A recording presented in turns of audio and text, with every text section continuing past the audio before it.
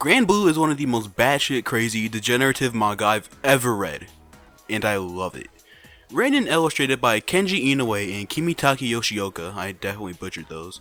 Grand Blue Dreaming, also known as just Grand Blue, is a seinen comedy manga with some romantic elements thrown in, which somehow leads to some of the most depraved and funny shit I've ever read in my life. Enough with the intro, let's get into it. For the sake of the video's length and my sanity when editing, I will only be talking about the main cast and its supporting characters, which still comes down to 8 fucking people. There are too many I could talk about, so I'm limiting myself here. Our main character is Iori Kitahara, an 18-year-old boy who is moving to live with his uncle and 2 cousins to start his new life in college. This is immediately ruined upon opening the door. Before coming in contact with Iori seemed to just be a normal nice person. After being corrupted by, he becomes very, he becomes very that, but still retains his kind-hearted nature for the people he cares about. Imamura Kohei is the best friend of Iori and is secretly an otaku. God, I can't say that without laughing. Kohei is an otaku and a cis-con who doesn't have a sister, which means he just belongs in jail. In all seriousness, somehow, he is one of the more emotionally mature characters in this manga.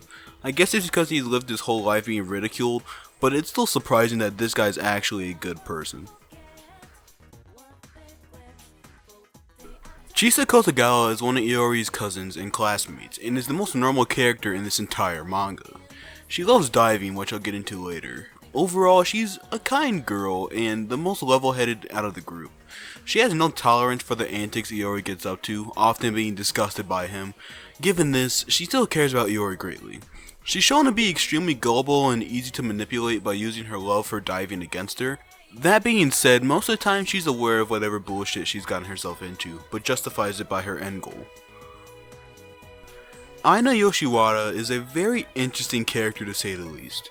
In her, let's say, base form, she's a shy girl and has incredibly low self-esteem, at least in the beginning.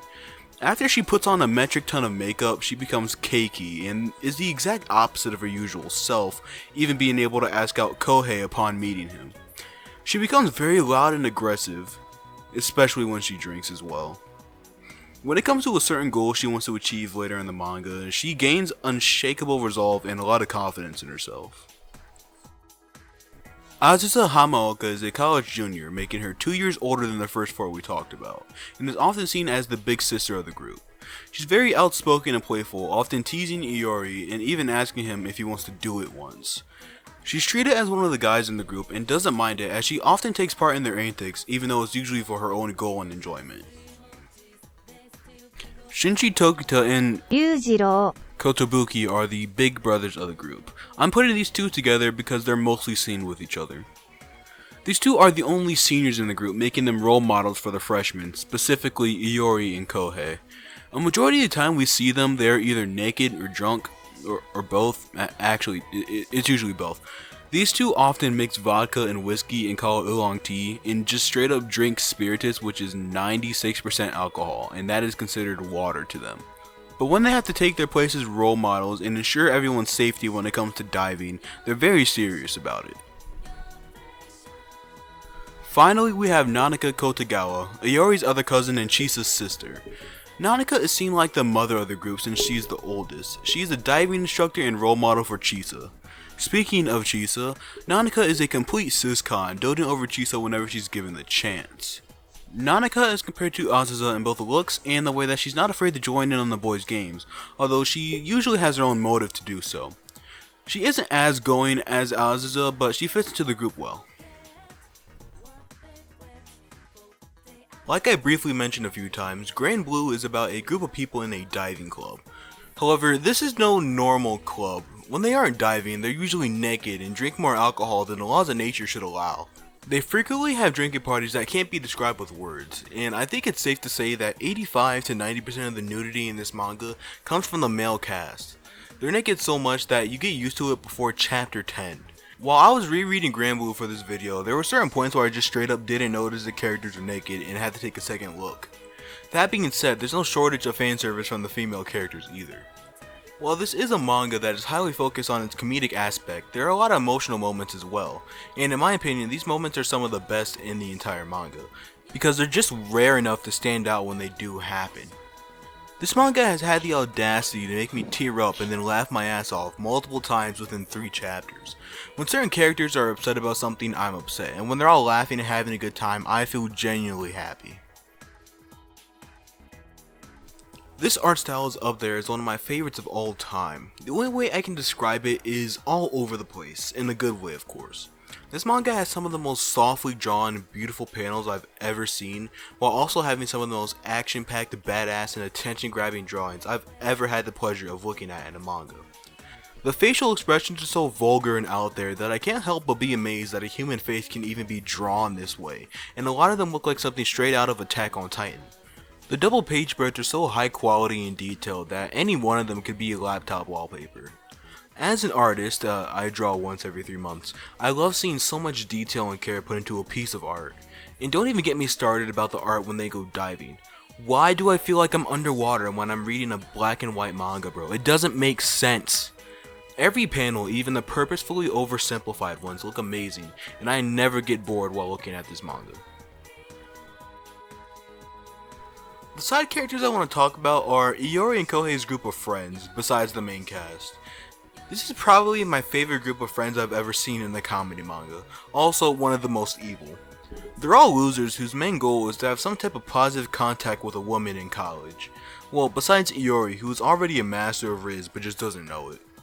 This group of 6 constantly put each other in terrible situations as a joke and aren't afraid to sacrifice each other to the pits of hell in order to get ahead. However, when someone outside the group wrongs them, they aren't afraid to immediately stick up for the person who was wronged. The other side character I want to talk about here is best girl Sakurako Busujima, my favorite character. Sakurako isn't introduced until about chapter 25 and is actually the person Iori dunks on because she had wronged Kohei. On the outside, she's really nice and well-mannered, but if you get on her bad side, she will bully you to no end. After becoming her co-worker, Iori and Sakurako grow closer. She has a very hard time confronting her feelings and relies on Iori to be there for her when she gets rejected by the person she likes. And Iori becomes pretty much the only person she can be her true self around. Godlike character. Please read this manga. Before I end, I want to do like a lightning round of the craziest shit I've seen in this manga. There was a time Iori and his group of friends stopped one of their friends from doing the deed by doing the following. Faking a package delivery and sliding multiple adult videos through his mail slot, changing Iori's name in their messages to make it look like he's been messaging another girl, and the craziest moment from this in my opinion is having Kohei fake multiple girl voices, making it sound like there's a group of women that he's cheating on outside of his door. Then there's the time where their deranged assistant professor made them figure out an experiment by strapping them down to a contraption that is meant to show how momentum works. The purpose of this experiment was to figure out what angle a brick strapped to a pole needs to be dropped at in order for it to barely miss their nuts. They had 4 tries and everyone in this friend group hates each other, so it led to some good old painful comedy. And then there was this. This came in a 0.5 chapter, so like a chapter in between chapters. And this is probably the funniest manga chapter I've ever read in my life. I don't even know how to explain what happened here, but just give it a try. Even if you don't read the entire series, give this one chapter a try. I'll probably link it in the description. Alright, outro time, I guess. Instead of scripting these from now on, I'm just gonna do these like freestyle, because I just like talking to you guys. At the time I'm recording this, on the day I'm recording this, which is the day before it comes out, we hit 1,000 subscribers, which is great, so I want to thank everybody who's been, supporting and just coming to the channel and stuff. So yeah, the video for that will be next week. It's nothing special, just a review, but one that people have been, that I've seen a lot of requests for, so yeah, that'll be happening. And then, this is my first time editing a video like this, where a lot of it is mostly manga-only content, since Grand Blue still hasn't gotten a 2nd season. So, yeah, it might be a little bit rougher on the edges, but, yeah, I thank you guys for watching, and I hope you enjoyed. See ya.